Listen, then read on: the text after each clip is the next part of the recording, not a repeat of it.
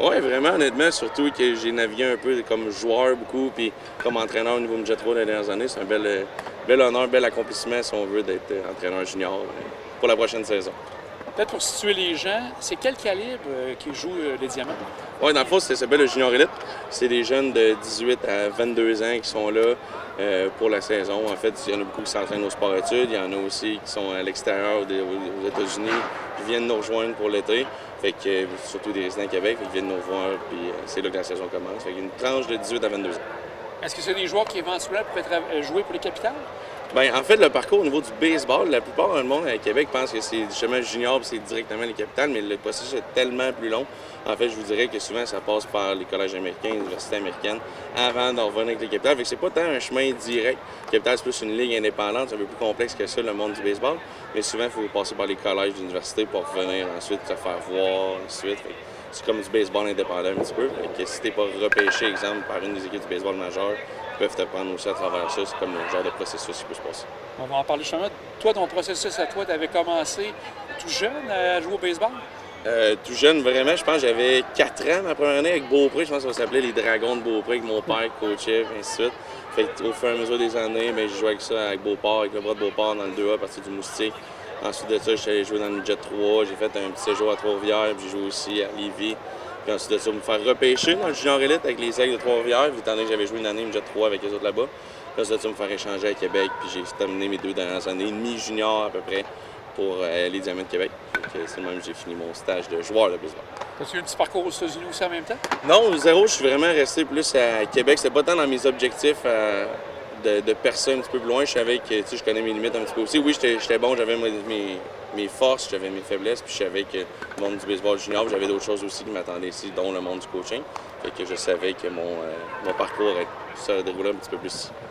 À 26 ans, es-tu un des plus jeunes coachs de la Ligue? Je sais pas, honnêtement. J'ai pas fait les démarches par rapport à ça. Mais, tu sais, maintenant, je n'ai parlé avec Dominique, qui est le directeur général de l'équipe, justement. Puis, j'ai demandé tout, ça te stressé. Il m'a dit non, ça ne me stresse pas du tout. J'ai dit, ben, garde, moi non plus. J'ai dit, ça va être un beau défi. Puis, il y a des joueurs aussi là-dedans, des 22 ans, que le monde du baseball, en fait, au niveau midget 3, lorsque la saison est finie, mais le junior n'est pas fini encore. Fait que souvent, qu'est-ce qui se passe? Le repêchage est déjà fait. Fait que les dernières années midget nous rejoignent pour les séries. Fait qu'il y en a dans ma dernière année junior, mais il y avait des jeunes midget 3 qui étaient là. Fait que là, finalement, là, je les coach pendant l'année junior. C'est quand même cool, honnêtement. C'est une belle coïncidence. Ça te fait pas peur de jouer, de coacher les gars avec qui tu as joué? Non, zéro, un peu, je trouve. Le principal, selon moi, c'est de rester authentique, d'être soi-même, d'avoir nos valeurs d'établir en partant et de les respecter. L'an passé, j'ai coaché avec eux aussi. Puis, tu sais, quand c'était le temps de se ravis, on ne gênait pas, mais quand c'était le temps d'avoir du plaisir aussi, je veux dire, on prenait le temps de l'avoir. Fait que c'est pas ça qui me stresse du tout. Honnêtement, tout le monde est là un petit peu pour le même objectif. Oui, on veut s'améliorer comme joueur de baseball, mais il faut penser un petit peu au-delà de ça, dans le sens que c'est des êtres humains.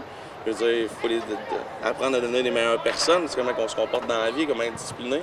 Fait que oui, on veut que ce soit des meilleurs joueurs de baseball, mais aussi, je veux dire, c'est les êtres humains de demain. Fait que je pense que c'est important aussi à ce niveau-là de les aider pour ça. On est d'un bel endroit, on est dans le dôme qui est le stade municipal. Ouais. Tu continues encore à faire, je pense, tout le côté entraîneur pour les plus jeunes? Oui, exact. Dans le fond, je suis au sport-études des canonniers, en fait, Canonniers de Québec, où le directeur, c'est Jean-Philippe Roy. Je travaille là à temps plein, en fait, autant que les secondaires 1 qu'avec les secondaires 5. Pour leur développement à long terme. Pendant l'année, on a différents voyages aussi avec eux autres. Comme exemple, on s'en va en Floride au mois de mars, comme camp d'entraînement. Puis à travers ça, quand la saison de baseball commence, c'est-à-dire au retour de la Floride vers la fin mars, bien, c'est là que les diamants commencent, puis ainsi de suite. Fait que c'est comme une petite passerelle un petit peu où est-ce que tout le monde se côtoie, tout le monde se connaît. Fait que ça permet de faire en sorte de vivre du baseball. Fait que c'est incroyable, honnêtement. Je pense que c'est le plus beau feeling de vivre du sport. C'est vraiment cool. Puis là, les diamants, comme tu dis, au retour, ça va être le grand moment. Ouais. Il va y avoir un camp d'entraînement qui va se passer ici. Comment ça se déroule? En fait, je dirais qu'il y a comme environ un genre de 7, 8, 9 pratiques, en fait, qui se déroulent du mois de mars jusqu'au début mai. Mais à travers ça, il y a aussi des parties hors concours, des fois qu'on organise aussi à Henri Cazot sur l'autre surface en synthétique. L'an dernier, on avait un petit tournoi à Repentigny de 2-3 jours, en fait, pour se préparer. Fait que ça se passe tout vraiment dans le dôme. On peut frapper, on peut lancer, on peut même frapper d'un mur, ça ne change rien. Fait que non, c'est vraiment le fun. Je pense qu'on est vraiment gâtés pourris puis d'avoir ce genre d'emplacement-là pour pratiquer. Je trouve que c'est vraiment le fun. C'est un beau défi pour toi aussi parce que les Diamants ont une réputation de gagnant, donc tu as apporté ça sur tes épaules.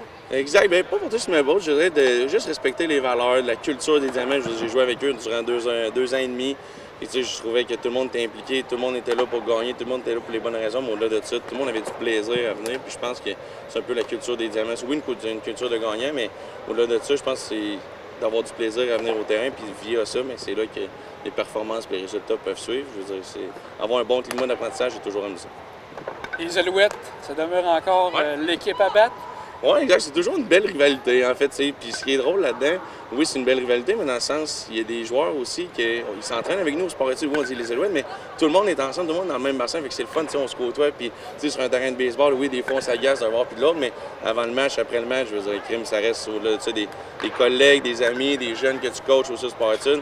Fait que, oui, c'est une belle rivalité. C'est dans le fun des battes, on se peut s'en jaser, mais oui, ça reste une belle rivalité quand même à ce niveau-là. Aussi, tu touches encore un petit peu au hockey de ce que j'ai compris? Oui, exact, mais j'ai pas arrêté. En fait, bien, j'ai commencé à 14, 15 ans avec mon père qui était encore avec Bruno, qui était à Beaupré. J'ai continué, puis là, je continue encore avec le MAG puis le novice sur la côte de Beaupré. Je trouve ça le fun, en fait, de toucher plusieurs sports. En fait, bien, ces deux sports-là, tu sais, on prône souvent aux jeunes de faire plusieurs sports. Puis des fois, je me dis comme entraîneur, des fois, ça peut être le même principe. Des fois, des exercices que je retrouve au baseball, j'amène au hockey, vice-versa. Puis je trouve ça le fun, mais c'est eux autres, c'est vraiment une clientèle un petit peu plus jeune. Fait que c'est le fun, je veux dire, c'est des jeunes, il y en a qui ont 4 ans jusqu'à 9 ans. Fait que c'est quand même le fun, honnêtement, de faire suivre avec ça, de voir les papas et les mamans qui s'impliquent, les aider là-dedans. Fait que c'est vraiment cool, honnêtement, j'aime ça. De ton côté, ton père, ta mère doivent sûrement être très fiers de ce qui t'arrive présentement. Oui, exact. Ils ont déjà demandé des billets de saison. Fait que je suis pas surpris qu'ils vont être là souvent au parti de 2007. Raphaël, on va te souhaiter une bonne année, puis même aller avoir un championnat cette année pour les Diamants. Yes, merci beaucoup, c'est bien apprécié. On va avoir un bel été, puis on va avoir du plaisir. Merci. Ça marche, merci.